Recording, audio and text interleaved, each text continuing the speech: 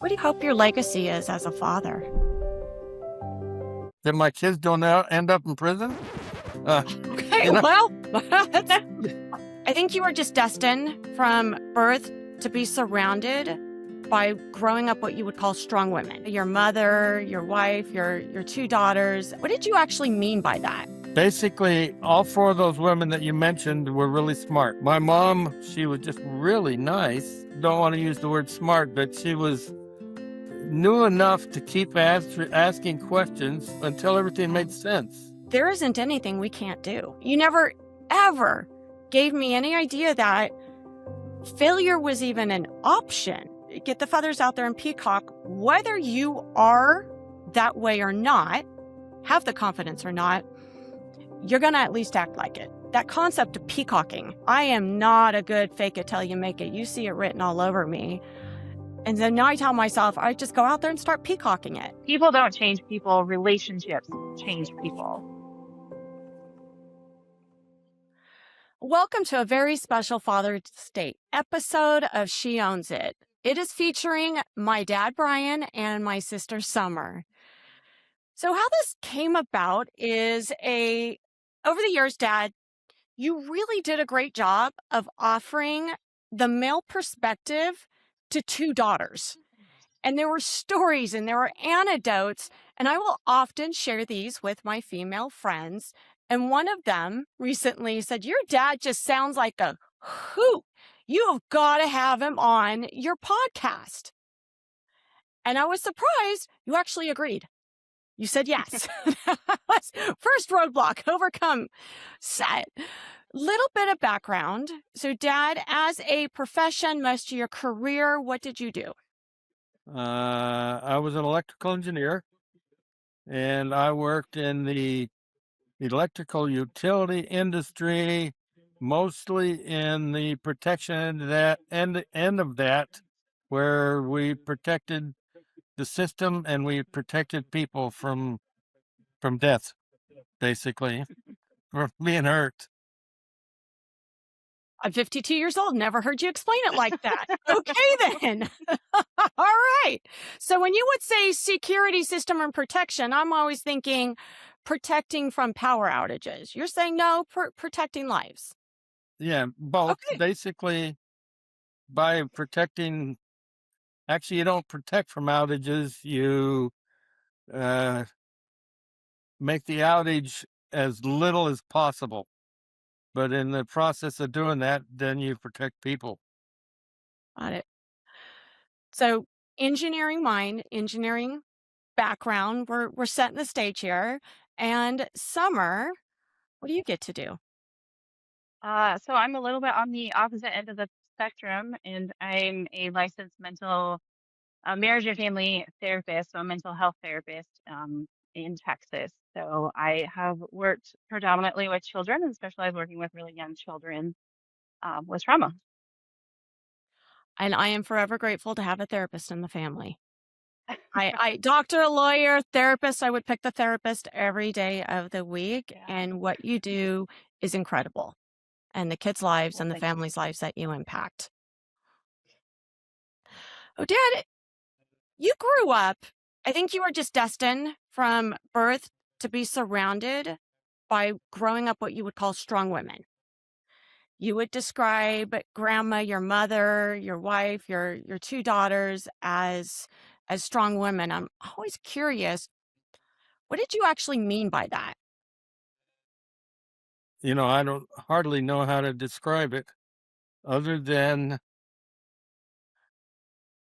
basically all four of those women that you mentioned were really smart. But and each one of those four women that you mentioned, they're all different. My mom was not a pushy type individual. She was just really nice, but she was always there. In other words, she was, and don't want to use the word smart, but she knew enough to keep asking questions until until everything made sense. And so it wasn't really a matter of of her being smart. It was a matter of her asking questions till that everything made sense. And so I thought she knew everything, but basically she just knew what questions to ask. Well, to Now also my put that into a little context, Dad talks about how it made it very difficult to lie to his mom because well, well, she could always get to the bottom of that. it wasn't a matter of lying. It was just a matter of trying to hide the truth, Yeah, well, and Well, she could okay. tell when it. And she had the perseverance to keep asking questions. But then one of her other tricks was she would start talking to me when I'd come home at night from a date. And she somehow knew that at that point I was really open and she could ask whatever she wanted. And I'd answer the question just as there was that time of day. Now, my wife Louise, she was a little more forceful, but same thing. She knew enough to keep asking questions, and uh, her, I'm going to call it forte, one of her gifts was she knew human nature like nobody I'd ever seen.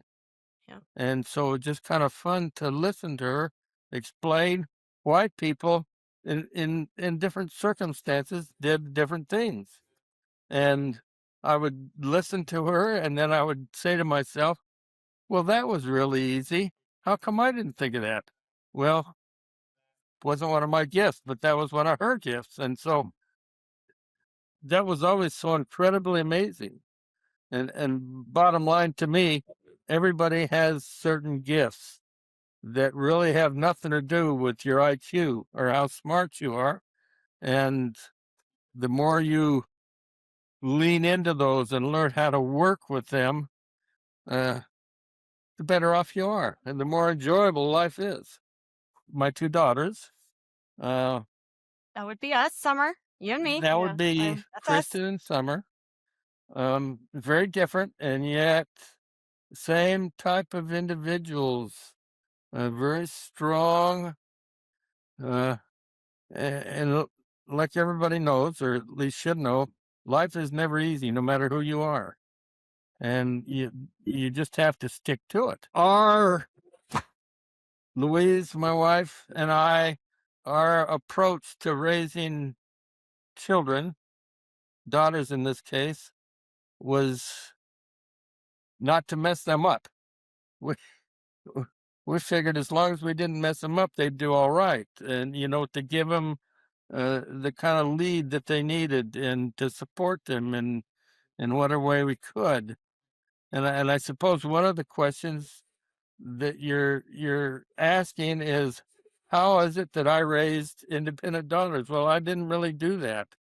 Basically, my wife Louise is the one that raised independent daughters. She's the one that, by example, showed them how to be independent. All I did was I showed them that there were things that they could do and things that they could learn. And one of those examples was Sommer was living in an apartment on Blick Street in North Hollywood, and her toilet was malfunctioning, so she fixed it. And so at some point after that, and she can correct me on this, a friend of hers and the owner of the building were there, and they were giving her a hard time for fixing her own toilet. And when she related that to me, I realized that maybe that wasn't normal. But to me, that was normal. And both of my daughters learned that they could do or fix anything. It was just an example that just the way I am, I didn't take my car to get the oil changed. I changed it myself. And I pretty much did everything else myself. I remember when we first got married, Louise said, "What are we going to do when when we have to get a car fixed?" And I said, "Well, we'll just take it to the auto repair place and they'll fix it." And that lasted right up until the point where I was going to have to pay for that, and they wanted an exorbitant amount of money, so I did it myself. Uh, Plus, I kind of wanted to do that anyway. I wanted to learn, and I think just by that example, it taught my daughters and my son that you could do anything. So, And once Dad, you know, I've got to say so. And I want to ask Summer a question because I grew up with that mindset, and I feel as though you were a bit more intentional about it than you're giving yourself credit for. And that is that there isn't anything we can't do. There was well, never a time where you said, You're not good enough," or "That's a little outside your skill set," or, "Well, you never ever gave me any idea that failure was even an option. And that was okay, but it was just okay, try it and see. I'm curious, Summer, from your I mindset. I have a little bit of a different mindset about it in that I did grow up knowing that my dad could fix anything. So if there was ever a problem when I was living at home or when I was living on my own, if something went with my car, something was going on at home, I knew I could call dad and he knew how to fix it. I don't know that I felt confident to figure things out myself. I think being the youngest, I might have been I think a mixture of personality and maybe like coddled a little bit of like, oh, like not necessarily have stuff done for me, but I know growing up I always admired Kristen and be like I got to the point where I felt like the same thing of like, well, Kristen can figure it out. Kristen can do it.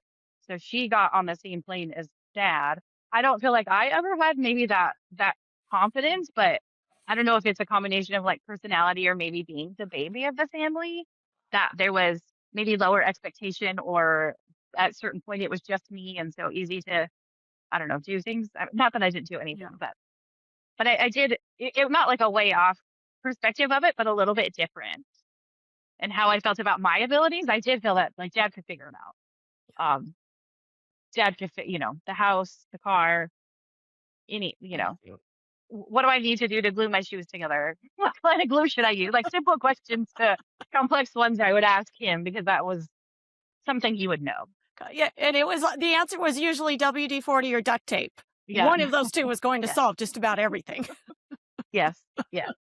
okay. So again, back to we didn't want to mess our kids up.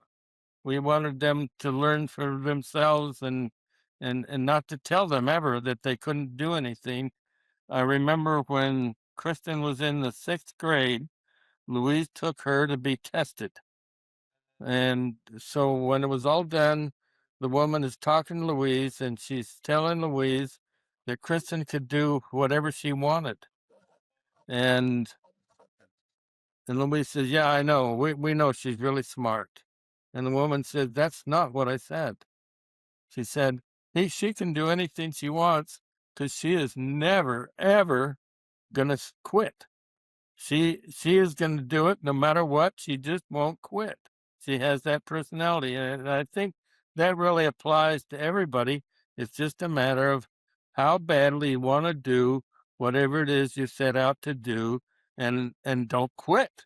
Basically, the way the rest of life is, most things are not easy. They take work. Mhm. But once you put the work in, bingo. It's amazing what happens. I talked to a So, lot of female business owners and business owners, period. I think it goes across the board as to what it took to start the business, to buy the business, to grow the business. And they make the comment of it's probably the hardest thing I've ever done. It is a lot of grit and grind, but most people just see them at that golden stage or the growth stage where they then have the fruits of their labors and they don't see everything that went into that. So I appreciate your saying it's going to be hard. It's a lot you of work, can't but quit you can accomplish just about anything. that I, you set out to do as long as you don't quit. I And then on the internet, I see all these things that come along, all these different people that failed 2, 3, 4, 5, 6 times before they finally hit on something that didn't fail. I think that's where I want to put my 2 cents in is maybe I'm more of the quitter in the family, but sometimes something's just not working out and It, you pivot. well, So that's not, but you're pivoting and you're then going in that direction. That's just a yeah, reset. That's yeah, not quitting. yes, yeah. So I don't necessarily have that drive when it's like, hey, this isn't working out. Let's stop this and do something else or change this. But that's well, just my. I feel That's my like attitude with stuff. I want to circle back to something you said a little bit ago about um, you know that you're not sure that you were trying to raise strong women, but you raised independent women. Is there ever a time where you thought, well, we may have gone a little too far with this. They may be a little too independent. you know, and I have to say, I don't think we ever went too far. Well, you maybe not remember this, but last year when Kristen came to visit, she was helping cleaning up stuff after Mom passed away, Oh, she and cleaned I out the think you had refrigerator. Everything I liked was gone. okay, that's not the focus of this story. When the This this expiration date was yeah, no this is a longer different in the story. 2020s, Those it had to expiration dates go. are all phony. Okay. This this podcast isn't about conspiracy theories, Dad. Okay. Um, no, this was like a month or two. This was in August. This was last August, and Kristen just worked her bum off for a week cleaning stuff up, and I think she had like twisted her ankle that like last night, but she ended up working till like 2 in the morning. And Yeah. I had gone to bed and I had worked the next day, so I didn't know any of it happened. But I talked to Dad the next day, and he was really concerned, and he's like, she just overdoes it. Sometimes I think we went too far with you guys, and you're too independent. And I think maybe the proper word there is stubborn. Um, because I think moving back in with Mom and Dad as a older, just seeing how stubborn Dad is, and not something I realized as much when I was younger, but some of that independence and stubbornness kind of mixed together of no, I will figure it out. Like we're not gonna, even if we could pay someone to do this, they're not gonna do it as good as I am, and I can figure it out on my own. So I think a little stubbornness mixed in with that independence. I'll never forget.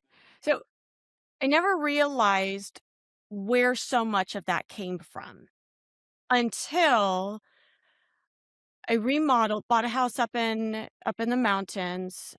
Dad helped me remodel it, stayed there with the camper, and we'll use the word debating one day on how we were going to do something. And he just stopped the conversation right there. So let me make this clear. There's only one way to do this, which is the right way. And in case you didn't know, my way is the right way, or it's the highway. So do you want my help or not? I'm like, all right, Dad, I guess we're doing it your way. Yeah. Oh, And you'd already remodeled our home growing up any number of times. You did the add-ons. You were an electrician, a plumber, anything that needed. And I was just figuring out. I bought this house that needed to be remodeled and figuring out. There was no question that you were absolutely correct in it. It wow. just had never, I don't know that you'd ever stated it in that way to me, maybe as a child, and it really clicked to me as an adult, which there's another thing that you told me probably in the last couple of years that hit me like a ton of bricks. And I now use the term called peacocking. And I don't you remember that. had explained to me on how in your generation your mom had raised you to peacock.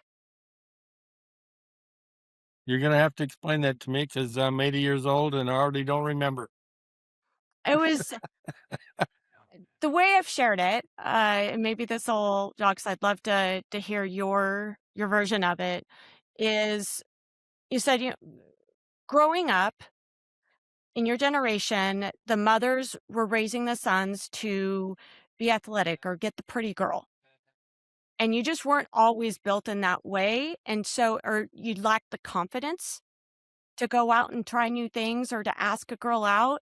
And so her generation raised sons to peacock, which was, doesn't matter if you're confident or not, you're going to go out and you're going to strut your stuff. You're going to get those feathers out there nice and white and pretty, and you're going to do anything you want and attract whoever you want and ask whoever you want out. And it was this concept of get the feathers out there and peacock, whether you are that way or not, have the confidence or not, you're going to at least act like it. And it always struck me, especially as I talk to women who, if we lack confidence, that concept of peacocking, I'll use me as an example. I am not a good fake it till you make it. You see it written all over me. And then now I tell myself, I just go out there and start peacocking it. Get those feathers up, get them white and bright. And I may not be confident right now, but I got my peacock on. Well, that's a good story. I don't remember it, but that's a great story. What do you hope your legacy is as a father? That my kids don't end up in prison.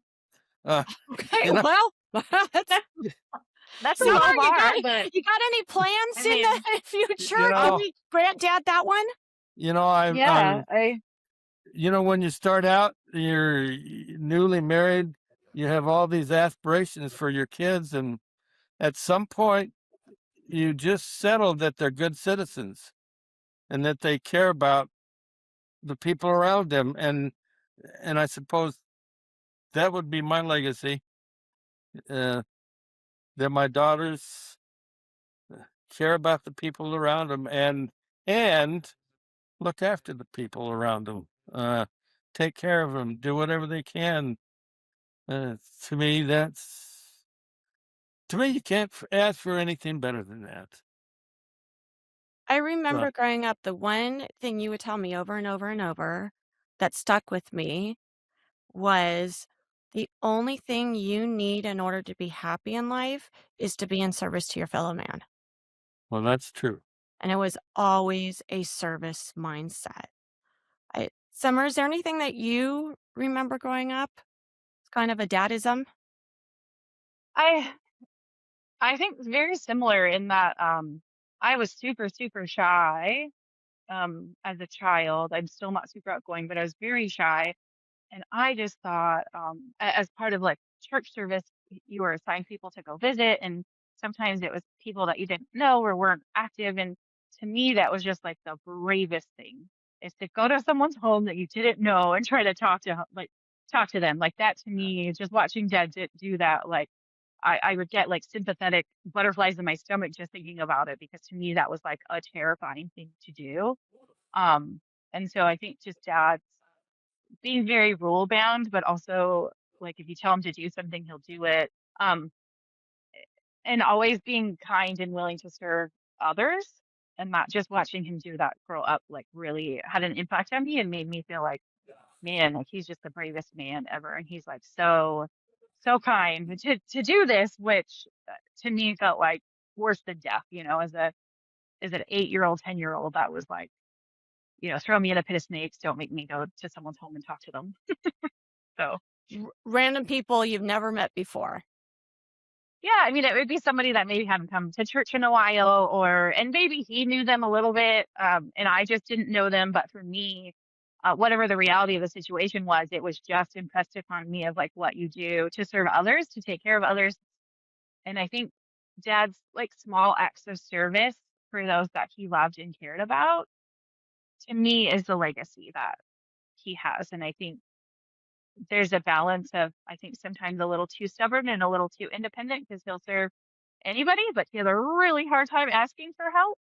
Um, so I don't love that part that I got from him, but that example of um, caring for people and showing that through, words and action. There's something that goes along with that, and what you guys have been talking about is one of the therapy trainings that I've been to, they had a little tagline of people don't change people, relationships change people. And I think that's so important to understand when you're raising children, when you're at work, when you have friendships, when you have anything, just, a random person coming up to you saying like, here, do this, you're not going to do it. But if Dad were to come up to you and ask you to do something, you're going to do it. You have a relationship with him. And so it's, when we're looking at change, like in therapy or even in a work situation, having that relationship of trust, of care, concern, love, whatever the appropriate emotions are. Um, and I think that it's just something I always keep in the back of my mind. So it's relationships that change people. It's not me telling someone what to do. It's not anyone telling anyone what to Mhm. do. That's so ineffectual. But building a relationship with someone.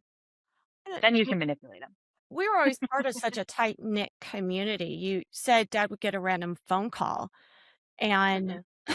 it wasn't 2 o'clock in the morning, but sometimes it was 9 o'clock in the morning on a Saturday. I just had a Yeah. flashback Yeah. of dad often bringing me along, and he's throwing stuff in the truck. Yes. One time it was a shovel, some chains, and a chainsaw, and a few other Yeah. things. And I'm thinking, what are we going to go do, Dad? He's like, you just never know. We're going to be prepared. Yes. And it Yeah. just so happened one of the women who had children was divorced. They were trying to get this huge tree stump out of Oh their gosh. backyard. And sure enough, we used that shovel, we used the chainsaw, we used the chains Yeah. and the truck and the tow hitch. And then we stayed. I was like, all right, Dad, we're done. He goes, we can't just leave this like this. And we were sawing up that tree stump and we took the whole thing with us. Dad, what are we going to do with this? He goes, I don't know, but we weren't going to leave it in their backyard. Oh, I'm sure he put it in the garage and still has that. You I'm sh know, I'm sure that wood is in our storage unit, waiting to become a bowl. Well, I never met a piece of wood I didn't like. Yes. Yes. That's a there's whole different topic though. because you are very, very handy in the woodworking Yeah. and all the things that you plan to make with that. I can't really say are. You plan to make it, and the dream of making it, I think to you is almost as enjoyable as actually making it and Oh knowing that yeah. wood is there to make something at one time. It may have also been firewood for us for the next couple of years. There was always repurposing because you never throw anything away. You may need it. Well, I Well, was told, dreaming takes no effort at all. Actually doing it, that takes effort. yep. yeah. Yeah. Oh Dad's a gosh, dreamer. he is. I remember that growing up, and I think I went through periods of my life of I Yeah. cannot think of something and dream it without actually starting it and trying it, because to me that's just a waste of brain power if we don't actually go execute on it. So then as I realized some of the stuff is really hard to do or it's going to take a while, I probably dialed back some of that Hmm. dreaming, but I always saw dad as a visionary when you look at it in business terms. He was just And, that. and I look at my two daughters as people that carry through with everything that they decide to do. So I said I feel like it's a little bit of an overstatement, but for me at least. But I Couple questions. Dad, what brings you joy and fulfillment in life? what brings me enjoyment is to see my kids happy. That's what brings me joy. Um, uh, also, that that's what brings me stress. I like to see my kids happy. Summer, same question. What brings you joy and fulfillment? um I think I really enjoy like something that brings me joy right now, especially difficult times is learning. I really love the field that I'm in and constantly learning about people and working, with people and building relationships. So that's I don't want to say one of the few things in my life, but it's a one of the constants of something that sometimes I get away from it and then I come back to it and I'm like, oh yeah, like this is very like fulfilling to me. And helps me to have purpose and to feel joy. But I think at the root of all of it is just relationships. Those times when I feel um, love towards someone and love from someone, and feel connected to other people and to something bigger than myself. It's amazing. What's one thing you wish more women knew? Um, I think for me, one of my big bandwagons right now is just the importance of community. I know we're talking about independence, but my diagnosis of our current um, status in the United States is over independence and over Mhm. being overly isolated, and that the need to have community, whether you're a mom or you're working or you're a working mom, or any combination of any of those and 10 other things that having a community, having good, strong people in your life that you help and help you, um, isn't just important, it's necessary to thrive in order to do that. So I think that balance of independence, and I kind of talked earlier about how it can turn into stubbornness. You do need to be self-reliant and be able to do things for yourself. We're not still being bottle fed by our mothers. We all have to grow. And whatever that means for you at whatever point in your life, we never should be striving to be completely independent of all others. That is a pathological issue in and of itself. That usually is born of a lot of pain and disappointment when we're really trying to just be like, I'll do it all myself. I don't need help from anyone, you know, stay away from me. I got this. Usually that's born of sometimes traumatic things in our life, and other times, just disappointment and difficulty. So finding that balance and finding your community, whether that's your immediate family, extended family, religious groups, social groups within your field, um, anything will work. We just need to make sure that we are striving towards being in communities. Love it. And that's it. And so interesting. That's how we're raised. Yet I always struggle with that. I don't like to ask for help. It's not that I Yeah, don't need help. I don't like to ask for help. I like being the one who's yeah. helping. I like being the one who's Well, serving. But I certainly having a child moving so much and yeah. having to start over every couple years, I think that was kind of my anecdote or my cure to that Hmm. severe independence. What I don't have a choice. I need a community. I need a village because I am Yeah, uprooting our entire lives every couple of years. Even if you just tell me what's a great gynecologist to go to and a great hair yeah, salon, I will take any recommendations and help you can give me. yeah. Well, and that's I know you only asked me for one recommendation, but this is my second one. And I think it is being brave enough to be vulnerable to talk to people about your perspective, your struggles. I think there's just something so calming for the nervous system to meet someone who's like, oh my gosh, me too. Dad and he was talking about something and I was like, oh my gosh, I have that same issue. And we're not surprising he's my father. But it was such a, like, I felt bonded, like more bonded to him. And I know, Kristen, you and I will joke about stuff like by the time I was 11, you didn't live at home. So we weren't like super Ugh. tight siblings. But we'll laugh about just odd eccentricities that we apparently biopsychosocial inherited. But just even with people you're not related to, I think sharing those moments of struggle and not just be like, oh, this is just something weird that I do. It's another way to isolate and another way to build community through common struggle, um, to get it out of your head a little bit, and to realize like it's not just like I'm broken or it's not because I'm this negative thing or that negative thing, but to connect to others on a human level with our joys, with our struggles, with everything. And I think that's just that willingness for everyone to be vulnerable, of letting your guard down and being yourself and being silly and you know wearing onesie pajamas with each other. That was Funniest a thing cool ever. idea.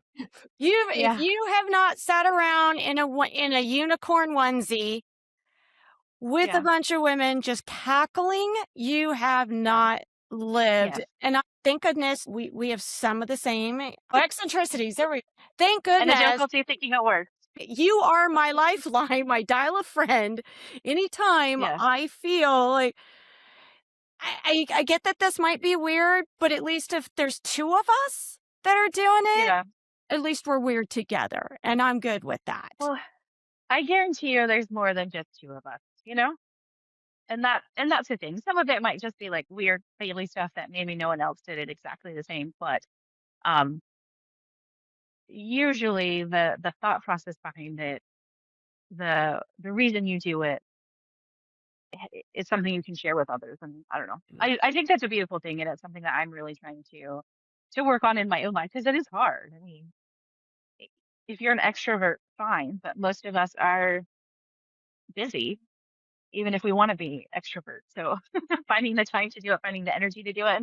finding the bravery to put yourself out there because you can be rejected. You can, you're probably gonna get your feelings hurt. People say stuff and trying to be mean or not. They're having a hard day and have no idea why this is hurtful to you. Like it's part of life, and I think it's if we can lock ourselves in a hyperbaric chamber, that's no outside air coming in and no people coming in. We just wouldn't thrive. My allergies might go away, but I wouldn't thrive emotionally. So there's a risk to living and a big risk to live well. I think every female out there needs needs a group, and they each play roles. If you don't have at least one emotional support twin and one Yeah, spirit animal, I've got a yeah, girlfriend where she is my spirit animal. Period. She is yeah. just a living embodiment of my spirit animal. And we just need those things in our lives, and I think that's what gives energy and joy. As we wrap this up, Dad, I want to ask if there's one piece of advice or one thing that you could impart to Summer and me at this point, what would that be? Do what you want to do. Do what's fun. Um, no reason to waste your time doing something you don't want to do. Uh, do what you want to do, and aim everything that you're doing towards that. Uh, Again, no use wasting time doing stuff you don't want to do. Uh, But so thank you. that's what I'd leave you with. Well, thank you for joining me today and for sharing. And I'd say for anyone listening, I'm sure that there's some things that you're relating and maybe traumatized because this is how you were you were raised, or maybe relating to it in a way of, huh, that makes a lot of sense. And I've never seen it from that perspective. This is my family, our truth, our vulnerability, our way of thinking and our perspective, and I'm thrilled that we could share it today. Uh, there's something that you did relate to that did spark an idea. I always say, never sit with it. Share it, use it, act on it, do something with it. We love the dreamers. We love that. We want you to go use it, act on it, and be relentless with it. Until next time. Be clear, be confident, and be you and all of you because it is amazing.